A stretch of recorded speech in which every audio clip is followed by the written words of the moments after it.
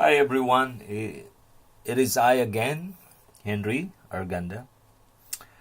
Um, the reason I made this video is to give you, I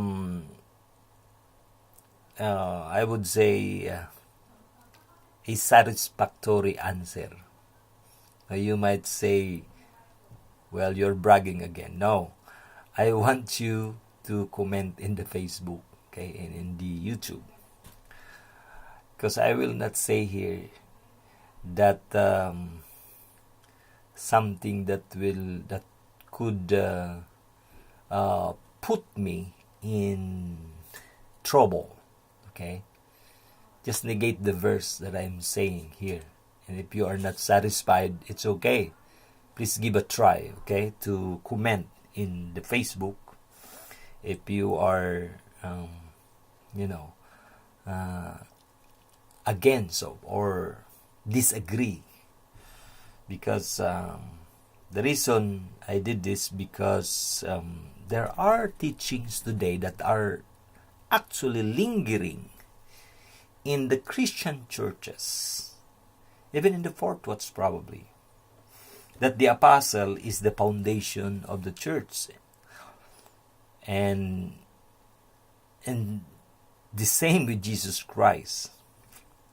They're now labeling the apostle, putting the apostle as the foundation of the church, not Jesus Christ himself, which is originally that's the teaching of the Roman Catholic. They use Matthew 16 verse 18. That if you read that verse in Amplified, it says like this. And on this rock, Petra, a huge rock like Gibraltar, I will build my church. Jesus Christ is the Petra.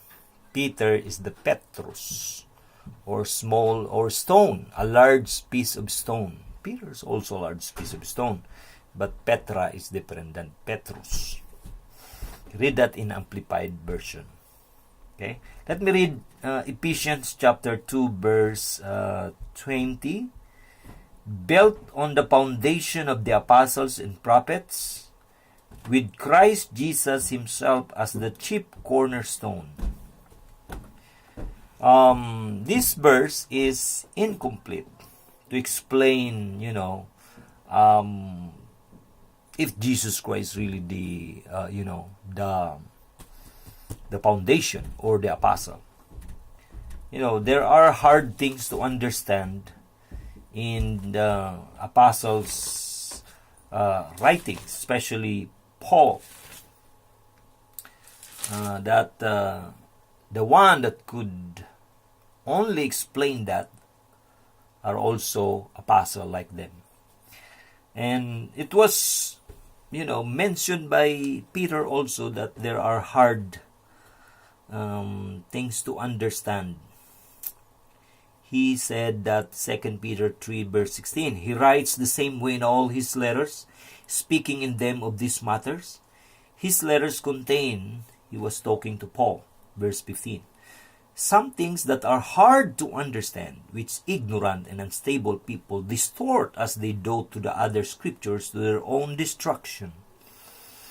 Okay? So, if Peter having a hard time, to understand the letters, the teaching of Paul, how much more the outside? And that's the reason why there are many churches today in differences, different doctrines, different teachings today. That's the reason, because they're trying to interpret the scriptures by their own interpretation. One verse, remember, is not a doctrine. Okay, let us ask Paul himself.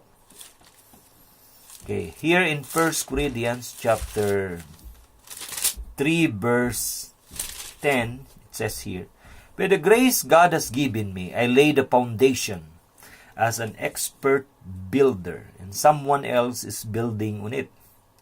But each one should be careful how he builds. Verse 11, for no one can lay any foundation other than the one already laid, which is Jesus Christ. No one can lay any other foundation that other than the one already laid, which is Jesus Christ. I'm just repeating the verse, okay? I'm not adding anything there. Because according to Apostle Paul, there's no one can lay any other foundation because Jesus Christ is the one foundation. Okay? Well, the problem of churches, they don't have foundation because they don't have any apostle. If you don't have apostle in your church, true apostle, you don't have any foundation because the apostle is the one who laid Jesus Christ. It's like saying like this. Say, for example, I am Jesus Christ. And I am talking to Apostle Paul. Imagine, okay? Imagine. Only imagine, okay? I'm not the Son of God, okay? The Son of God there in Tamayong, Davao is so ambitious. Too much. Okay? We need to crucify him. Okay? Let's say, for example, I am Jesus and I am talking to Apostle Paul. I called you to be an apostle. Now put me as the foundation of the believers. Okay? Okay, Lord. That's why he said, I laid the foundation. Who's that foundation? Jesus Christ. Okay? Jesus Christ. Now you might say, oh, apostle is a foundation because Jesus Christ is also an apostle. Well, that is very illogical. You mean to say the apostle is also Jesus Christ because Jesus Christ is an apostle? Well, that is very illogical. You mean to say that the apostle is also the Son of God? If you follow that argument, that logic, that's very illogical. Yes, we believe in logic, but it should be logical. Okay? So, now you might say, oh, Jesus Christ is the cornerstone. And the apostle is the foundation. You are hard-headed. It's already mentioned in Galatians chapter 2 verse 9 that the apostle is the pillars of the church. Where did you see in the building that the pillar is the foundation? The pillar is the next to be built or to put in that foundation. That's the next. That's why God put in the church first apostle. Okay. Now, let us follow that argument in Ephesians chapter 2. Let's go back to verse 20. Christ Jesus himself as the chief cornerstone. Okay. Is there any difference in cornerstone and foundation? No, there's no difference. Let us read that. In the book of Isaiah, let's read that there's no difference. Okay. 28 verse 16. So this is what the sovereign Lord says. See, I lay a stone in Zion, a tested stone, a precious cornerstone for a sure foundation. So cornerstone means sure foundation. Not that Jesus Christ is just in the corner and, in the corner. That's not what the Bible meant. That's only from the book. Oh, I believe the book, the explanation of other authors because that is a best-selling book and they are well known. Well, consider the verse. You are just humanistic. You are swayed by man. Who are these people? Are they apostle? Who's the author of that book? Are they apostle? Is it reasonable? If someone is writing a book And if he contradicts the even a single verse in the Bible, that writer is not a writer of God. Okay? The quality of Jesus Christ, of the true sent one of God, they are like Jesus. Look at this in Matthew 22 verse 16. They sent their disciples to him along with the Herodians. Teacher, they said, we know you are a man of integrity, and that you teach the way of God in accordance with the truth. You are not swayed by men. If you are swayed by the books, then you are weak. You are ignorant in the verses. Because, according to them, because you pay no attention to who they are. That's the true preacher. They don't care to these people. That's the quality of the good man of the house. Oh, you know what? I believe him because he is my closest friend. And I know him. He's very talented. He's very eloquent.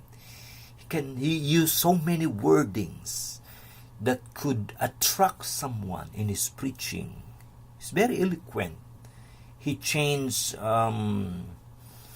because of the word because, he changed it with a different word. That is the humanistic, idea. Me, I would rather stick the verse. Okay? So, who is the stone? Let us ask Peter. Let's ask Peter. Who's that stone? Okay? In Acts chapter 4, verse 11, he is the stone you builders rejected, which has become the capstone. Okay? Peter did not even say, I am that stone. Jesus mentioned in Matthew. Okay? Peter is weak. He was, rebuked by Jesus Christ. Peter also rebuked by Paul of some mistakes. You can read that in Galatians. Okay, so do not make them a foundation. Consider the Bible. Okay? Just read the verse. Stick to the verse. That's the problem of the preachers. They don't stick to the verse. They want to add something to make it sound good. But actually, it will lead astray. It will lead to dissension. That's what happened to the churches. Why there are many churches today? Because they found out the members of the church, when they become a little bit matured in the faith, when they read the scriptures, they heard something from their preacher. It's different with the verse. So they make another church. Separate, until so many separation. Okay? Please don't do that. Okay, just read the verse. All the verse. Combine all the verses. Because according to Apostle Paul, all is scriptures. Okay? God bless.